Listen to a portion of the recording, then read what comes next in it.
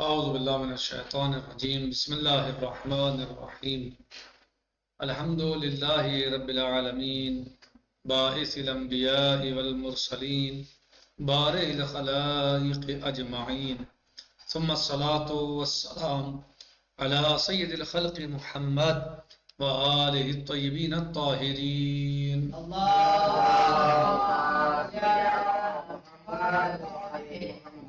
عجل فرجہم۔ ہمارا درس اور گفتگو چل رہی ہے نبوت کے بیان میں، اور ہم نے اس میں بہت سی چیزوں کو سمجھنے سمجھانے کی کوشش کی۔ اب ہمارا درس اور گفتگو ہے کہ اگر کوئی نبوت کے بارے میں دعویٰ نبوت کرے تو اس کو مثلا کیسے جو ہے وہ پہچانا جائے، کیسے سمجھا جائے۔ تو اس سلسلے میں ہم گفتگو کر رہے تھے، جو ہم نے گزشتہ درس میں پڑھا کہ مندرجہ بالا جو ہم نے یہ چیزیں پڑھی ہیں 10 چیزیں، تو کہہ رہے ہیں کہ مندرجہ بالا 10 مسائل میں ہم پیغمبر اعظم نبی حضرت محمد مصطفیٰ صلی اللہ علیہ وسلم کے حوالے سے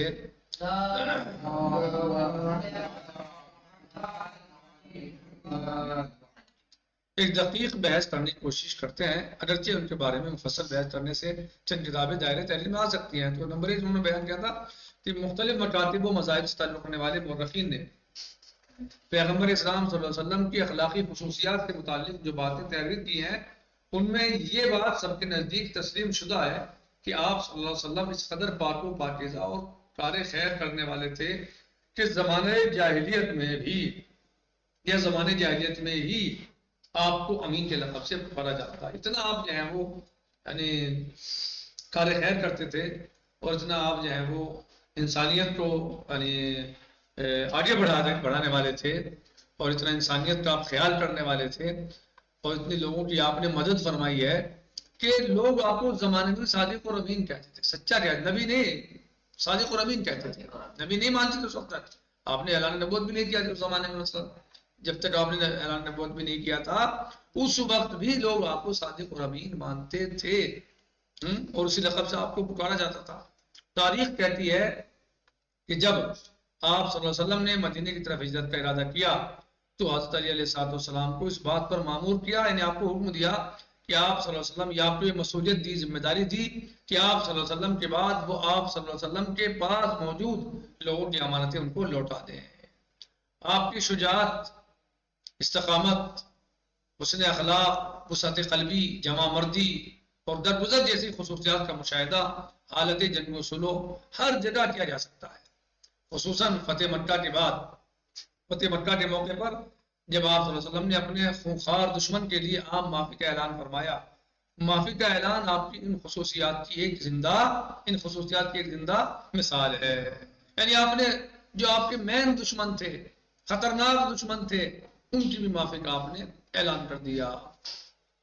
یہ تھا نمبر 1۔ اب نمبر 2، تمام افراد جانتے ہیں کہ ایک عام و معمولی انسان، حتیٰ کہ ان میں سے باکمال لوگ بھی کسی نہ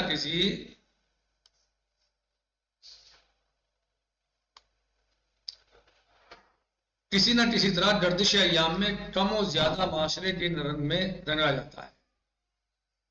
یعنی یہ سب جانتے ہیں، تمام افراد جانتے ہیں کہ ایک عام و معمولی انسان، حتیٰ کہ ان میں سے باکمال لوگ بھی کسی نہ کسی طرح گردش ایام میں کم و زیادہ، کم زیادہ تو ہونا الگ چیز ہے، قوم کتنا جو ہے وہ متاثر ہوا معاشرے سے، لیکن معاشرے کے رنگ میں رنگا جاتا ہے انسان۔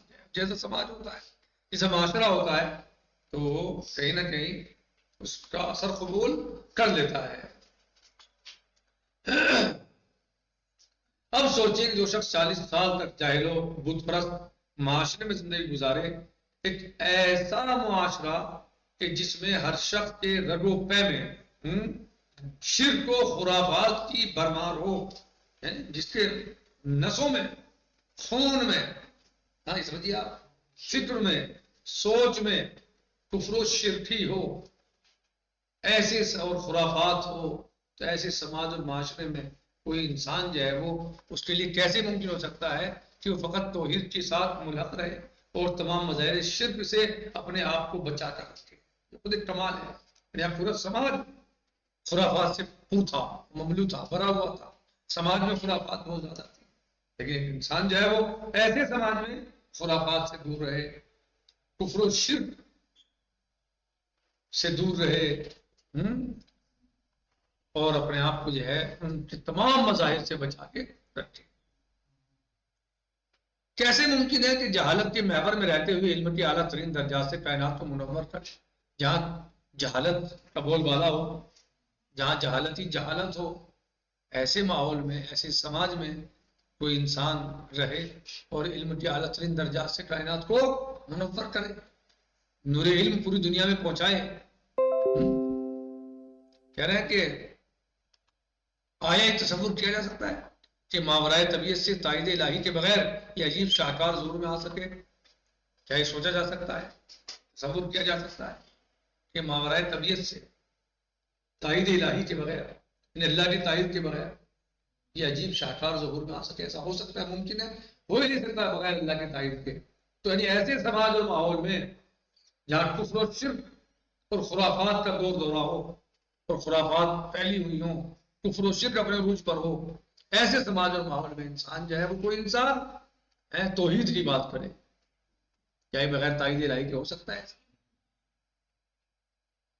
جہاں جہالت ہی جہالت ہو، ایسے سماج اور ماحول اور حالات میں کوئی شخص علم کی شمع روشن کرے، پوری دنیا کو اس کے نور سے منور کر دے، ایسا ممکن ہے بغیر تائید الہی کے؟ نہیں ممکن ہے. بلکہ یقیناً اللہ عز و جل کی تائید ہے اس شخصیت کے ساتھ، اس ذات کے ساتھ.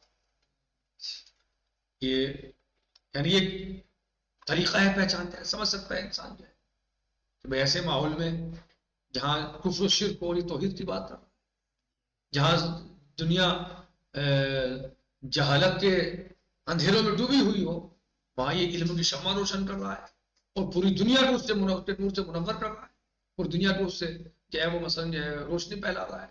تو اس کا مطلب یہ ہے کہ یہ بغیر تائید الہی کے کام نہیں ہو سکتا، یہ الہی نمائندہ ہے. ورنہ لوگ سماج اور معاشرے میں ڈھل جاتے ہیں، کم زیادہ 100% نہیں کوئی آئے گا تو 70% آ جائے گا، 80% آ جائے گا، 40%، 20% کچھ تو اگر قبول کرے گا. ایسا نہیں ہے کہ وہ اصل قبول ہی نہ کرے سماج اور معاشرے، کسی سماج میں رہ رہا ہو اور اصل قبول نہ کرے، ایسا نہیں ہوتا.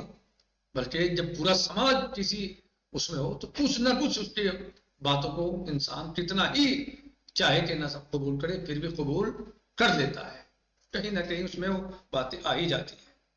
کہہ رہے ہیں نمبر 3، ہمیں دیکھنا چاہیے کہ آپ صلی اللہ علیہ وسلم کا ظہور کس زمانے میں ہوا. یعنی وہ زمانہ کیا تھا جب آپ تشریف لائے، جب آپ دنیا میں تشریف لائے، جس ماحول میں آپ پڑے بڑھے ہیں، پلے بڑھے، جس ماحول میں آپ، وہ ماحول کیا تھا، وہ زمانہ کیا تھا، ہمیں اس پہ غور کرنا چاہیے.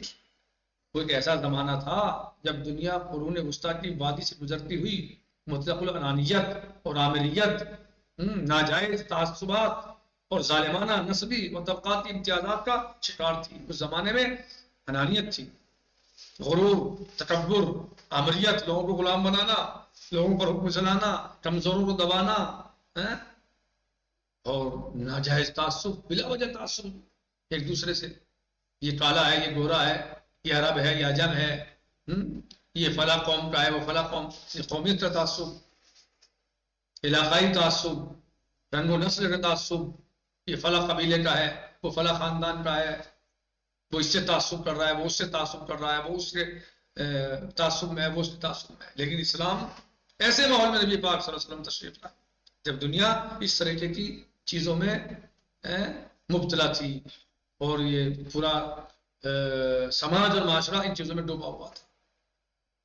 اس بات کو ہم نبی اعظم کے خلیفہ بلا فصل امیر المومنین علی علیہ الصلوۃ والسلام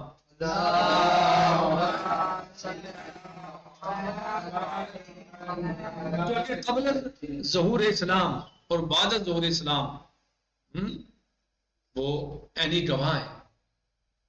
یعنی لوگ بعد میں آئے اور وہ نہ جانے کیا کیا بن گئے اسلام میں.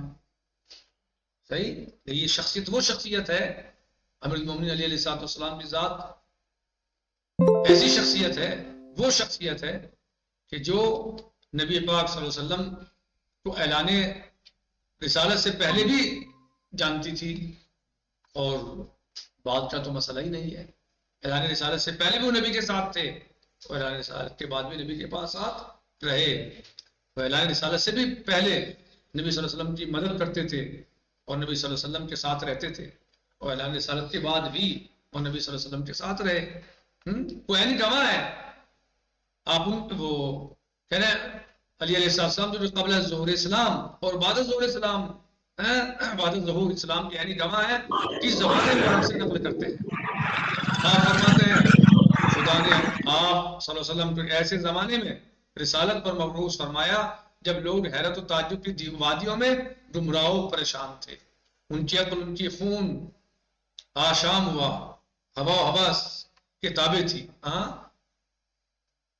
غرور تکبر نے انہیں زوال پذیر کر دیا تھا، جہالت کی اندھیری وادیوں میں بھٹک رہے تھے، اور غیظ و غضب و اضطراب کی حالت نے انہیں مضطرب و پریشان کر رکھا تھا۔ نہج البلاغہ فتویٰ نمبر 91۔ مولا فرمانی مولا اس وقت بتا رہے ہیں، اس وقت کے بارے میں بتا رہے ہیں کہ جب جس زمانے میں، جس ماحول میں، جن حالات میں اللہ کے نبی محمد مصطفیٰ صلی اللہ علیہ وسلم تشریف لائے،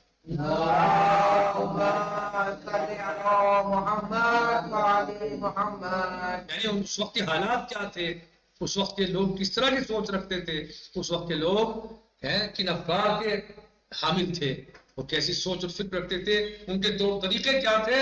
وہ زمانہ جو تھا جہالت سے پر تھا، گمراہی میں لوگ ڈوبے ہوئے تھے، غرور و تکبر نے انہیں زوال پذیر کر دیا تھا، جہالت کی اندھیری وادیوں میں بھٹک رہے تھے، اور غیظ و غضب و اضطراب کی حالت نے انہیں مضطرب و پریشان کر رکھا تھا۔ اب تصور کیجئے کہ ایک ایسا آئین جس کا نعرہ لوگوں کے درمیان مساوات، تمام نسلی و طبقاتی فرق کو ختم کرنا، اور انما المؤمنون اخوہ، تمام مومن آپس میں بھائی ہیں، پر مشتمل ہو، اس زمانے کے حالات سے کیا مطابقت رکھتا ہے۔ یعنی جس زمانے کے حالات یہ ہوں کہ لوگ ایک ایک ذرا ذرا سی بات پہ سال ہر سال لڑا کرتے ہوں، لوگ چھوٹی چھوٹی باتوں پہ خون بہا دیا کرتے ہوں، زمین کو خون سے رنگین کر دیتے ہوں، جہاں چھوٹی چھوٹی چیزوں پر جو ہے وہ نسلوں میں جھگڑے منتقل ہو جاتے ہوں، لڑائیاں منتقل ہو جاتے ہوں، قتل و غارت نسلوں میں منتقل ہو جاتی ہو، نسلوں میں لڑائیاں پہنچ جاتی ہوں۔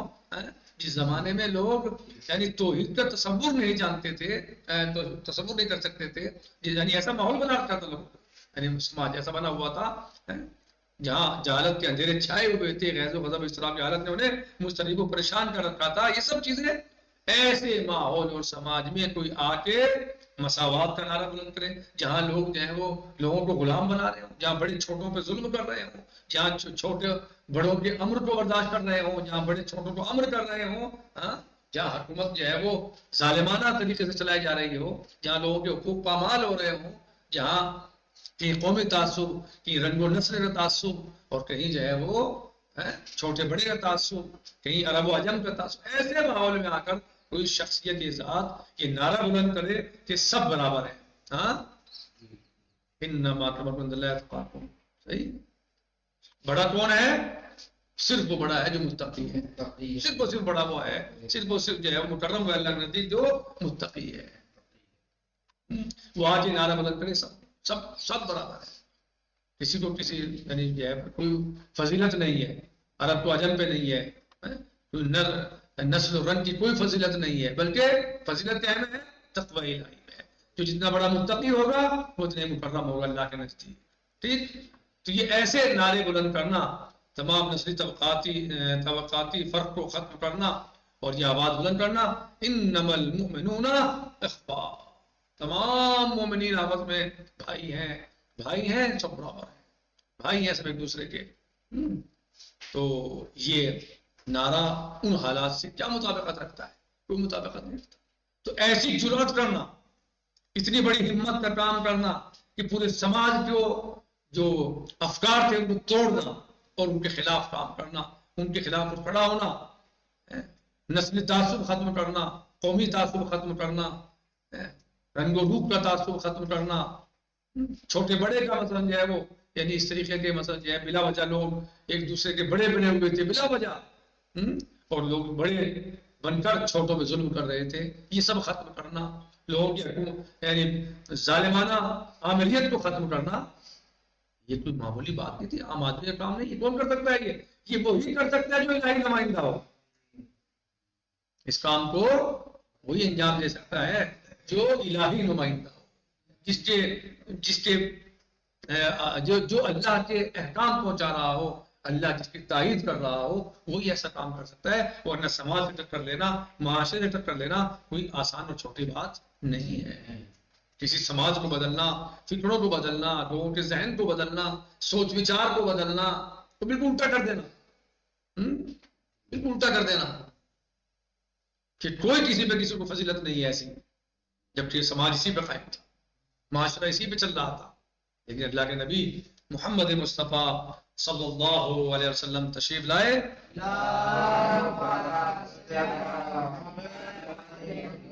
اور آپ نے اس سماج اور اس ماحول کو بالکل پلٹ کے رکھ دیا.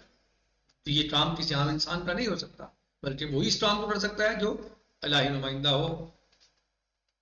نمبر 4، آپ کی دعوت تمام مواد میں توحید و وحدانیت، تمام ظالمانہ و جابرانہ امتیازات کا خاتمہ، دنیا کے تمام انسانوں کے درمیان اتفاق و اتحاد، ظلم و ستم کے مقابلے میں جہاد، ایک عالمگیر عادلانہ حکومت کی بنیاد، مظلوم اقوام کا دفاع، تقوی، پاکیزگی اور امانت داری، انسان کی قدر و قیمت کا معیار قرار دینا. امانت داری کو، یعنی سب چیزوں کو انسان کی قدر و قیمت کا معیار قرار دینا، جیسے اہم ترین موضوعات پر مشتمل تھی. یعنی جب آپ نے دعوت دی لوگوں کو تو اس میں کیا چیزیں شامل تھیں؟ بہت ساری چیزیں شامل تھیں جو سماج کے بالکل برعکس الٹا تھی. مثلا توحید کی دعوت، وحدانیت کی دعوت. توحید و وحدانیت نے اللہ کو ایک مانو، جبکہ وہاں وہ کتنوں کو خدا مانتے تھے. آپ صلی اللہ علیہ وسلم نے آ کر کیا کہا؟ لا الہ الا اللہ، کوئی معبود نہیں سوائے اللہ کے. اگر تم عبادت کرنی ہے، عبادت کے لائق کوئی ہے تو صرف ایک ہے، اور وہ اللہ عز و جل ہے. یعنی ایسے سماج میں جہاں لوگ اپنے خدا بنا بیٹھے تھے، اپنے خداؤں کو بنائے بیٹھے تھے. فلاں کا خدا یہ ہے، فلاں قبیلے کا خدا وہ ہے، فلاں کا خدا وہ ہے. ایسے سماج اور ماحول میں نبی پاک صلی اللہ علیہ وسلم نے نعرہ بلند فرمایا، لا الہ الا اللہ، لا کوئی خدا نہیں، کوئی معبود نہیں سوائے اللہ عز و جل کے.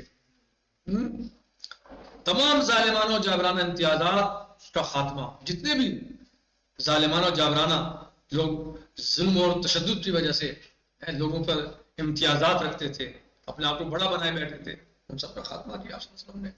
دنیا کے تمام انسانوں کے درمیان اتفاق، اتحاد، محبت، الفت، انسیت لگاؤ، ان سب چیزوں کو قائم فرمایا. ظلم و ستم کے مقابلے میں جہاد کا حکم دیا. جب وہ ظلم و ستم کر رہا ہے تو اس کے خلاف اٹھ بیٹھو، اٹھ کھڑے ہو جاؤ، اس کے خلاف اٹھ کھڑے ہو جاؤ.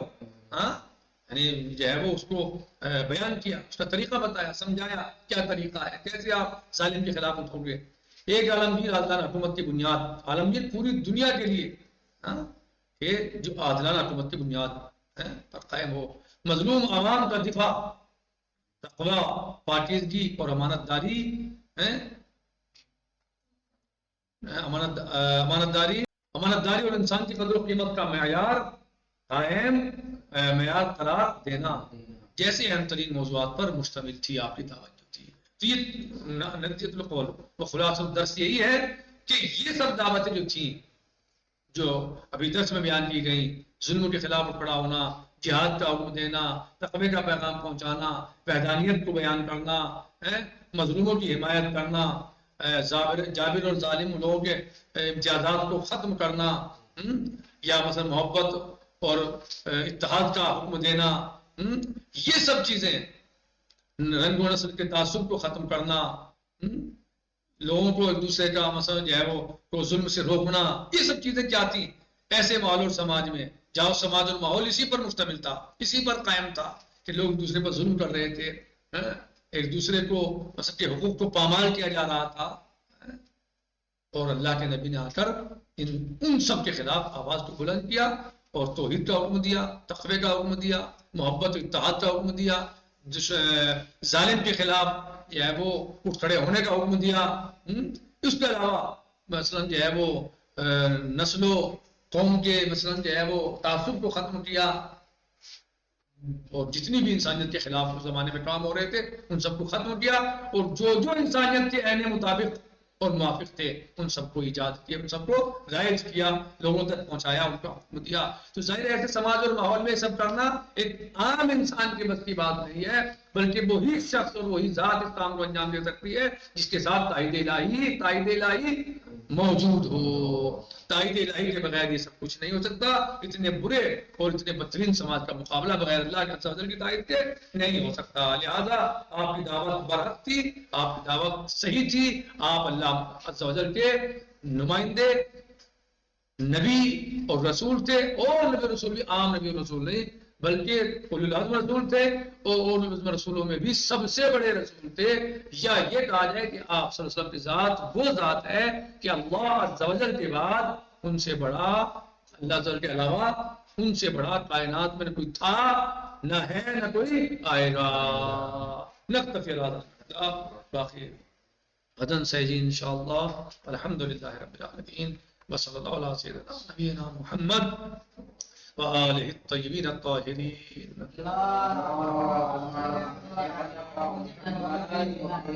السلام علیکم ورحمۃ اللہ تعالی وبرکاتہ۔ فی امان اللہ، خدا حافظ۔